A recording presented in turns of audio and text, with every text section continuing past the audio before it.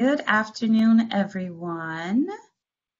My name is Joy Alexander, and I will be the presenter for this presentation related to health and well-being. I'm going to wait a few minutes to let some more people in, but feel free to, if you have any questions prior to this presentation, feel free to utilize your microphone and to let me know, and I am here to assist as much as possible during this presentation.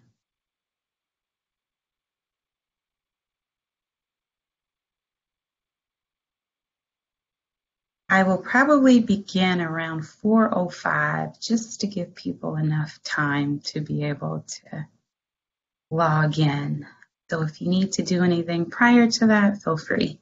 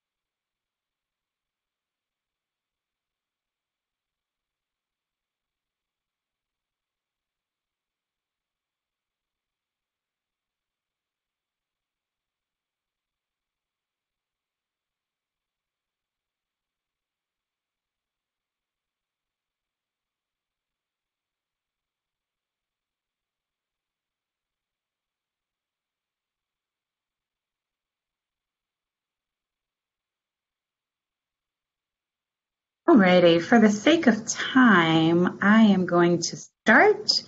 I believe that you all can utilize the Q&A feature, which is the question and answer. If you have a question, I actually have one of my colleagues, Patrick Gordon, that is online as well, helping me moderate. So he will be watching the chat and be able to answer any of those questions. If you find that you have some while I'm doing the presentation, feel free to utilize the Q&A feature.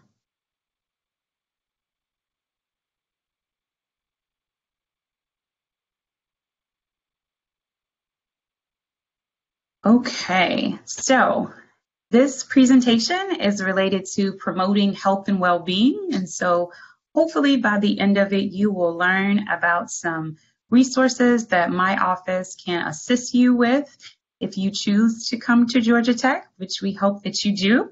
And so within it, what I first want to start with is who we are. So as I mentioned, my name is Joy Alexander. I have the pleasure of serving as Director of Health Initiatives. Who we are, our vision is to transform the Yellow Jacket community by inspiring and thriving and resilient culture of health and well-being. Our mission is to cultivate a thriving environment that enhances lifelong well-being among students and employees who live, learn, and work at Georgia Tech. We are located on the second floor of the Stamps Health Service Building, which is what this picture is depicting. And so our office is consistent of 3 subunits in which we have community nutrition, health education, and voice. And so I will talk a little bit about those subunits and some programs and services that we provide to students related to health and well-being. So our community nutrition team, we have 2 registered dietitians named Leah and Amber. And so they serve students only. And so within their camp, not only do they provide nutrition counseling, but they also provide programmatic outreach opportunities for students that are interested in learning about nutrition, why it's important in some ways that they can promote health and well-being. In addition, if any student has any specific nutrition-related question, they can feel free to email nutrition@gatech.edu, and the dietitians will follow up with them specifically. So as I mentioned, they absolutely encourage students to have a good balance of a variety of foods that really promote your mind and your body here on campus. And so some ways that beyond nutrition counseling, so students can come in to see a dietitian if they are interested in learning how to eat healthy or learning a specific dietary restriction that they might have. And so what are some options for them to utilize that if they choose to change their dietary habits? So that is something that they can assist with. In addition, if they have a diagnosed eating disorder, they are able to assist the student with their needs in that regard. So it's a plethora of resources from, hey, I actually am choosing to be vegetarian perhaps, and I need to know what are my options and what are some foods that I can engage in to energize me, or if you have a diagnosed eating disorder, what are some resources that can assist you while you're here at Tech. In addition, they also provide grocery store tours. Of course, within COVID and a pandemic, that is a little challenging now, but pre-COVID, they would go to the grocery stores with students and be able to help them read food labels. What does it mean? What are calories? What are the different contents that are inside or on the back of a food label? Now, because of COVID, they have the opportunity to do it in a virtual format. And so they might not actually go to the grocery store with the student, but they are able to assist them virtually through a Blue Jeans meet that they are able to show them what they're picking up and assist them during that format. In addition, we have GT Body Positive. And so what that is that we have adopted a curriculum in which students really are peer facilitators. And so they are trained on the importance of what it means to follow a body positive image, and also being able to talk about loving your body at every size and shape, and what does that look like. So we really want to encourage students the importance of having these conversations, and research has proven that students listen to their peers, and so being able to train them in this curriculum for them to be able to go out and have conversations with their peers is extremely important, and something that we are excited to do as well. Our Flavorful Fridays, and so each Friday our dietitians are on social media, on Instagram, and so from 12 to 1, they provide an opportunity for students to ask questions to a dietitian. So any questions that students have, they can answer. In addition, they provide cooking recipes so that they can learn how to be able to eat nutritious meals, whether they're in the residence hall or whether they're off campus as well. In addition, you can request a presentation. So whether you are in a residence hall or whether you're in a student organization and you are interested about learning about community nutrition, you can request a presentation from anything of eating on a budget to nutrition 101 intuitive eating, body image, and disordered eating are some of the topics that they can cover as well. Hey, Joy, we just had a question come in. Yes, please tell me that The question. question says, do we have to pay for any of these services? Yes, very good question. Sorry. Thanks, Pat. The screen that I'm on, I actually can't see the question. So thanks for asking that. So within the nutrition team, students are charged a $5, I would say, I guess, consultation fee charge when they meet with a dietitian. But that charge is something that if students aren't able to afford, then we also are able to provide waivers. And so every time that a student meets with a dietitian, there is a $5 fee. So we have intentionally made that fee very low because we didn't want the cost to be a barrier to services for students, because we want them to come in to be able to meet with the dietitians. And compared to other institutions, our prices are pretty low for sure. But that's a great question. Any other ones, Pat? Nope, just that one right now. All right, thank you. So our health education team. So our health education team consists of Pat, who's on the line right now. He's one of our health educators, in addition to Sarah. And so our health educators are trained as health educators, and they really focus on primarily prevention.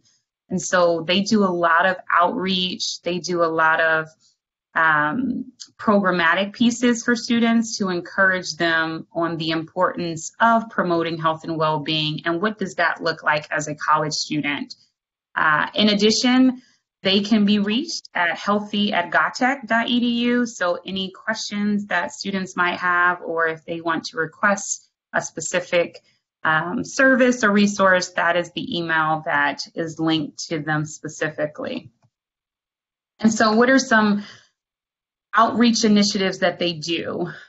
So alcohol and other drug prevention, they do a lot of messaging, also a lot of outreach around sexual health is another topic, stress and anxiety, time management, sleep, mindfulness, resilience, are just some of the topics that they cover. And so I think really the important piece that they play on a campus is that they are very much responsible for students understanding what it means to promote a healthy lifestyle. And so a lot of the services that they provide are really to educate students, because understanding that a lot of students are coming to college and the topics that we are covering have not been taught in a K through 12 system. And so really making sure that that students have credible and reliable information related to these topics, because if not, it can be detrimental. And so we want to make sure that we are providing best practices to students and understanding the importance of these topics while they are in college, but also after they graduate as well. So our next team is our voice team. And so our voice team consists of our sexual violence prevention, but also advocacy. And so what we have here is that we have two advocates, which are Jennifer and Amanda. And so they work with students really 24 hours a day, 365 days. And so that service is something that is always available to students, despite the holidays, despite campus closing. They are always available and willing to support students when it comes to crisis. And so anything from a actual sexual assault or stalking or any concerns that students have, those advocates are really there to support that student and to be their advocate. In addition, we have a health educator. And so that health educator is Dieticians, and what his primary focus is to focus on sexual violence prevention. And so what he does is that he does a lot of outreach and awareness around bystander intervention. What does it mean to be a bystander? And how can we make sure that we are looking out for our peers in the Georgia Tech community? In addition, what is consent? And how do we make sure that if we are engaging with others, that we are practicing and making sure that we have received the consent from the other person. Healthy relationships, what does that look like from a platonic or actually from a dating relationship? So sexual violence is definitely something that we want students to understand why it's important, but how are some ways we can prevent it if possible. So within our advocacy team, Jennifer and Amanda and Dieticians can be reached at voice@godtech.edu. If there is a crisis call, then they can absolutely call that number below as well for any concerns that students have. This kind of sums up what I mentioned before. We have 2 advocates and one health educator. As I mentioned, it's important that we focus on prevention and that we really want Georgia Tech to be free of violence or a threat of violence as well, as much as possible. So some education and outreach. October is actually Domestic Violence Awareness Month. And so Dieticians has absolutely been working with students around awareness, from social media to actually doing virtual screenings of movies and having different campaigns on campus to bring awareness to domestic violence. In addition, we have Till Ribbon Day and Take Back the Night that typically happens, that we promote. Healthy Relationships Week is another one. In addition to the trainings and workshops, as I mentioned, of bystander intervention, healthy relationships, and sexual violence prevention are some of the education and outreach components that the Voice team specifically focuses on. So this is the opportunity that I really would love for you to share, whether it's within the chat with Pat or you can let me know. I don't know if the speaker function is operating, so maybe the chat is the only option, but I really want to know about how you incorporate well-being into your daily life. And then what are some challenges that you face when trying to maintain your own health and well-being? And I think it's important to put in context of a pandemic and the restrictions and health and safety that might make it a little bit more challenging. So I would love to hear if anyone would like to share how they're already incorporating well-being and then some challenges that they might face. And people can feel free just to put it right in the Q&A if that's easiest.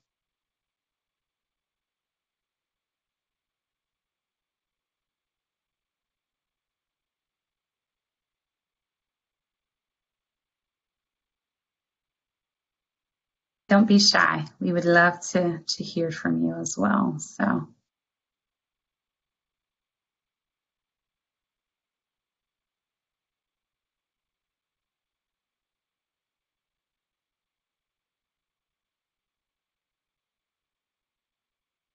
I don't know if folks are having any trouble putting it in there. I know we are also a small but mighty group, but yeah. I think we're in here right now. Okay. All right. So this comment said that they're trying to do more exercise, but I have some challenges with time. I have to manage a little more of my time to exercise. Yeah. Yeah, I mean, I think that's very realistic, to be honest. I think being able to manage your time is something that, 24 hours in a day, that time is fixed, but also the demands of each day could change. And so being able to incorporate physical activity is sometimes challenging if you don't schedule it in. I know for myself, I will be honest and say I'm not the best person to be able to set a strict regimen of going to the gym and being able to work out. But I do try to be intentional and take time to go outside and to walk because that helps. And so I think even if you find it that you have to put a reminder for yourself to get outside and walk for 10 to 15 minutes, that could be helpful and a good first start, especially during this challenging time. Another comment mentioned that trying to keep a consistent sleep schedule is difficult for them sometimes. Yeah, I agree. Pat, you want to talk about sleep? Yeah, I mean, I think definitely. Oh, yeah, absolutely. And I think the amount of people that have talked about just the difficulty in maintaining a sleep schedule during this pandemic, I think it's been one of the major challenges. I've encountered it as well. Mm-hmm. You have it on you hit the nail on the head when it's trying to do a consistent sleep schedule. Like if you can set a good time that you go to and a pretty consistent time of when you wake up, that's the number one way to get the best sleep that you can. Absolutely.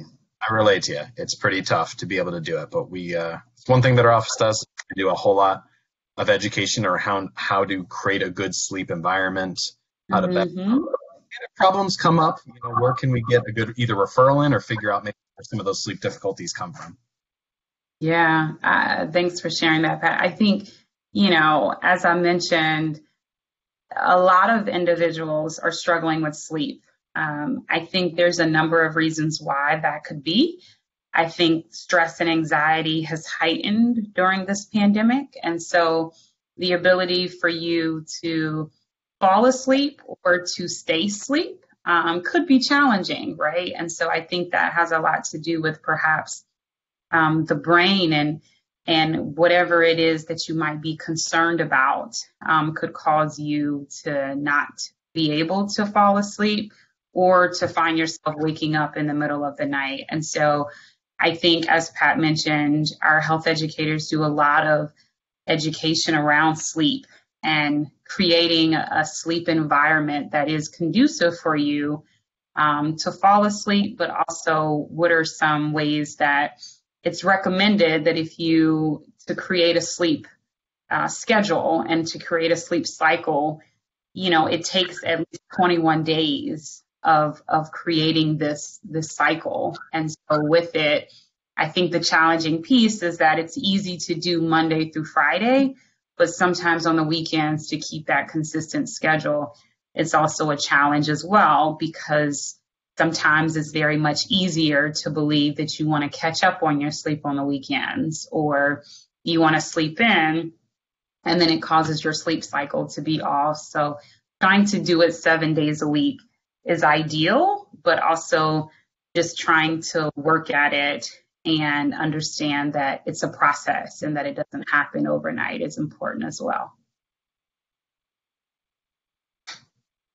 Any other comments before I go to the next one? Or are we good to go, Pat? We're good to go. Okay. So some ways that we are able to assist students. So what we have is a Wellbeing weekly series. And so what that consists of is that Monday through Friday, we have virtual workshops that students can take part in. These virtual workshops are free. We do recommend that students register, but there is no charge for these workshops. And so each Monday we do Mindful Monday, and that consists of a 1-hour meditation to start the week, because we believe that Mondays, sometimes, even though it's Monday, it can be stressful looking at what you have planned for the entire week. And so taking an hour to focus on meditation and deep breathing have been found to be helpful and to reduce stress during the time that heightened stress and anxiety happens during this pandemic. Each Tuesday, we have TED Talk Tuesdays. And so with that is a 15-minute TED Talk, and it's followed up by a discussion with students. And so Pat is actually one of our health educators that leads that TED Talk. And so we really try to be intentional to make sure the TED Talk is relevant to what's going on. So whether it's domestic violence awareness, or whether it's sleep education or stress or any topic, nutrition, any of those topics, I think we definitely incorporate into our TED Talks, and to be able to create space for students to engage with each other on these topics that they might not be able to do in this virtual environment that we're in. So Wednesdays are Wellbeing Wednesdays, and so from 2 to 3, there's a variety of topics that, whether it's from our health education team or our nutrition or our voice team, that we incorporate messaging around, because we really want students to understand that well-being, it's encompassing of all the topics that we cover, and it's not only physical, or it's not only mental, it's also social and those other contexts that are important as well.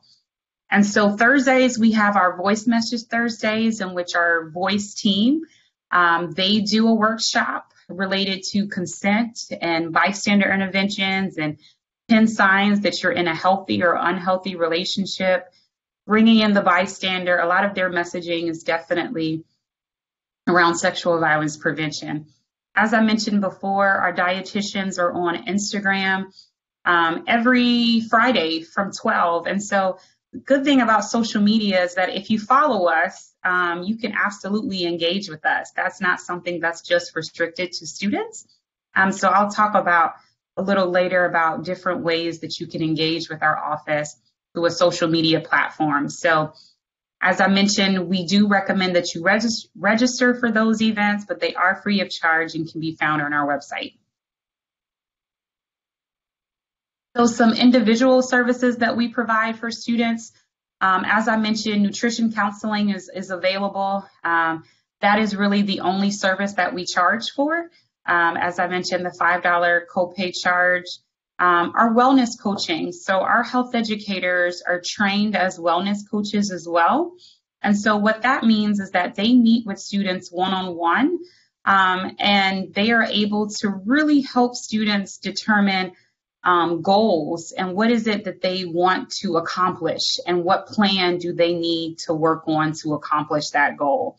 Wellness coaching is very similar to life coaching, I would say, in that format, but very different than therapy, which I want to make sure that we distinguish, because with coaching, it really focuses on where you are now compared to where you want to be, and what are the steps that you need to take to accomplish the goals that you set out. And so often students come in related to stress or time management or sleep concerns or nutrition concerns.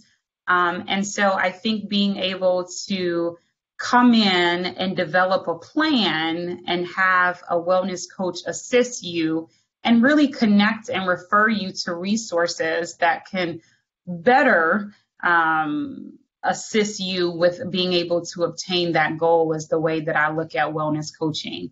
And I think that is something that students really enjoy.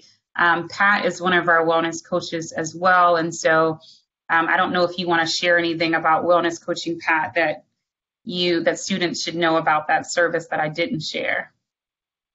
Not at all. In fact, I think you kind of hit the nail on the head. That's exactly what we do as a wellness coach. And I guess the only other thing I'd add is that really we believe that everybody has the ability to really determine for themselves what they need. Sometimes they just need somebody to talk it out with, maybe find some, or hold them accountable, scheduling meetings every once in a while so that way you can check up on them we find a lot of students say is really helpful. So we're glad to be able to provide that to students.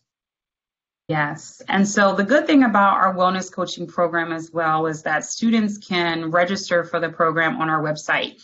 So they don't have to be referred to our program. They can register on their own, and they are able to identify the times that are best for them. And then the wellness coaches follow up with them to set up an initial virtual meeting, and then follow-up meetings as well, as Pat mentioned, for the accountability. So I definitely think that students should try it out because it's free of charge and you don't have to pay for it. And I often find that it helps more than hurts. So definitely a great resource that's available. As I mentioned, our voice victim support services, our advocates, are available 24 hours a day, 365 days for students related to victim support. How to get involved. So there is a number of ways that students can get involved with our department on campus. One of those ways are through our Jackets Peer Educator Program. And so what that program is that our health educators work with students that are interested in health and well-being. It doesn't have to be a specific major. If you have an interest in health and well-being and really educating your peers on the importance, I remember for myself, when I was in college, which is a little outdated, but I was a peer educator when I was in college because I did have an interest in health and well-being. And it did help me be able to have conversations with my peers about the importance of health and well-being.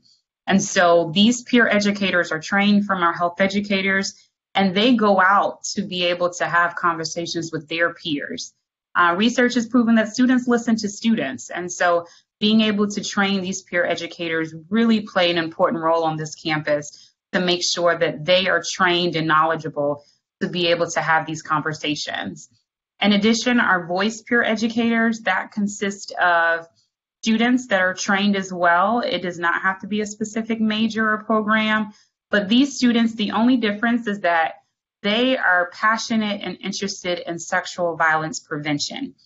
So what they go out and do is related to that topic specifically compared to our healthy jackets that really are all encompassing of alcohol and other drug prevention, sexual health, stress, time management. More of the topics that our health education team does is what the healthy jacket peer educators focus on. And more of the topics that our voice team focus on is what our peer educators focus on. Hopefully that makes a little bit of sense. And then our well-being activators. And so those are students that are in student organizations. And so what we do is that we look at them as more of the champions and role models to infuse health and well-being into their organizations. And so we provide them with toolkits to really help them figure out what are some challenges that their organization has found and what are some ways that we can best support them reach their health and well-being goals. So some self-care tips. So I believe that self-care is more important now than it's ever been. And I also believe that from the quote, you can't pour from an empty cup. So you have to make sure that you take care of yourself first. So some tips that I provide and also try to incorporate is to take stock of what's on your plate. Your plate is your life. So not primarily, eating plate, but what is on your plate? What are some things that you need to reflect and be able to determine, is it helping me or is it hurting me?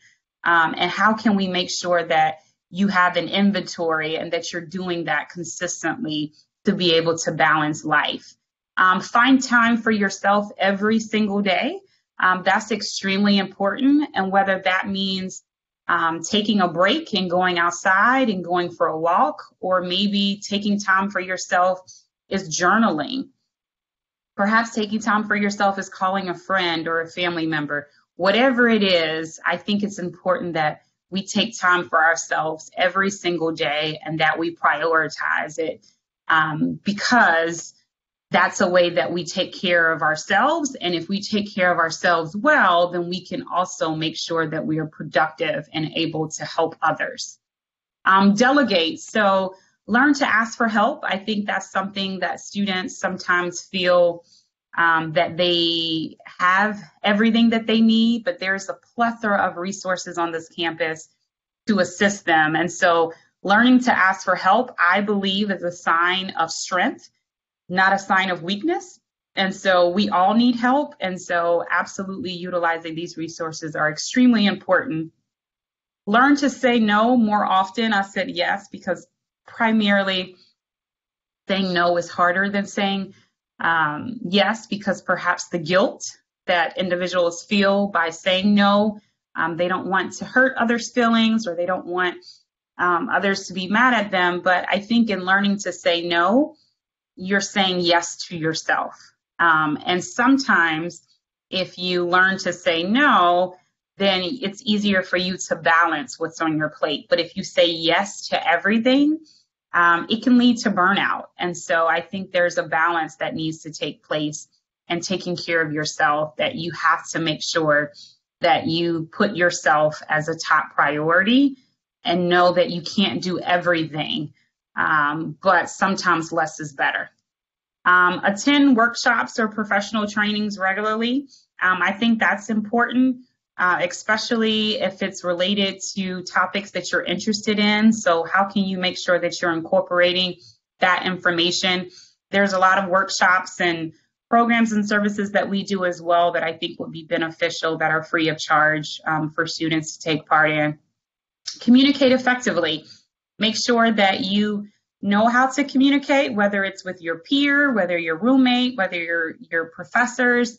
That's extremely important, that you have a clear communication and that you understand the importance of communication. Exercise, sleep, and take care of yourself as best as possible. I think that's important as well. Sleep is something, as we mentioned, that a lot of individuals struggle with, but also just taking care of your body. I'm a firm believer that your body talks to you, but we have to listen. And so making sure that you listen to your body and know when it's time to slow down and time to sleep and time to eat and time to exercise, all of those things are extremely important, and can really help you and enhance your health and well-being. So this is just a real self-care bingo that I found in some ways that you can incorporate self-care. So some examples of this is, I went to bed when I felt tired, right? I had a hard conversation. I said no when I wanted to say no. I took a mental health day. I crossed something off my to-do list. And so the goal of this slide is really for you to look at it and see if there's anything that you can cross out and say that you've done to take care of yourself. And perhaps you didn't look at it as a way of self-care, but it is self-care. If you've got enough sleep, that's self-care. If you went to therapy, that's self-care. If you stopped weighing, yourself, that's self-care, especially if you look at weight as a way of defining who you are. Spent some time outside, practiced self-compassion, journaled, allowed myself to be human instead of perfect. I think that's important as well. Took a social media break, right? So all of these are examples of self-care that you can incorporate. And I hope that you look at it as a way of, perhaps if you haven't, these are some things that you can strive for to be able to practice self-care if you need some examples of things that you can do to take care of yourself.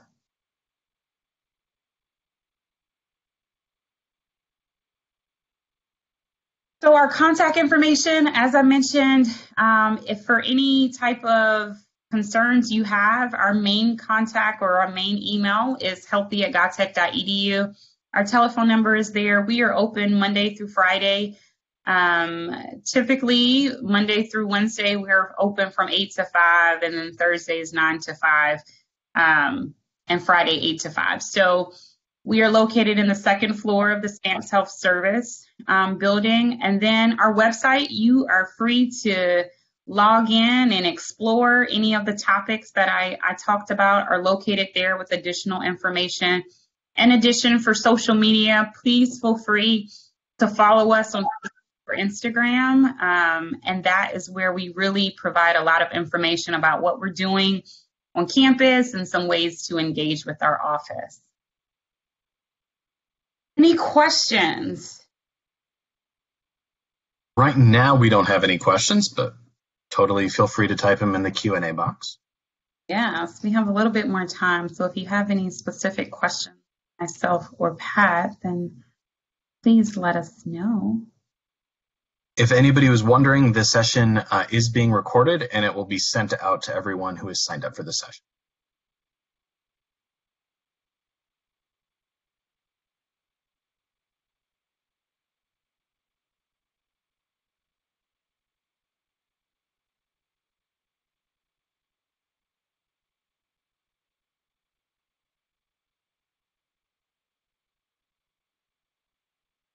No questions at this time. Okay, well, if you don't have questions, perhaps you might think of questions later. As I mentioned, feel free to email healthy@gatech.edu. In addition, all of my information, in addition to the other team's information, can be found on our website. I thank you for taking the time to learn about health initiatives and what we do to support health and well-being for students, and wish you the absolute best of luck, and hope that you choose Georgia Tech as a way to study and engage with our office to promote health and well-being. So I wish you the absolute best, and that's all I've got. Thank you for your time.